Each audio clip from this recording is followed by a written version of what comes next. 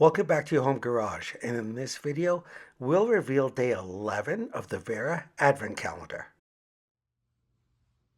Last time, we opened the 25 by 25 Torx bit.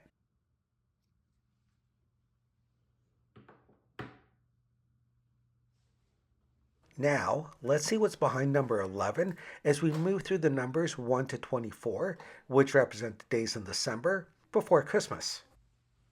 And what we have is the 20 by 25 Torx bit.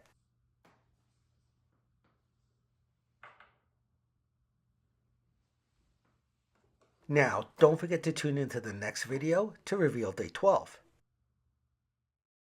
So make sure you help to keep this channel going by hitting that like button, sharing this video with a friend. Also, please comment below as I reply to all. Plus, don't forget to subscribe. And we'll see you next time on your home garage.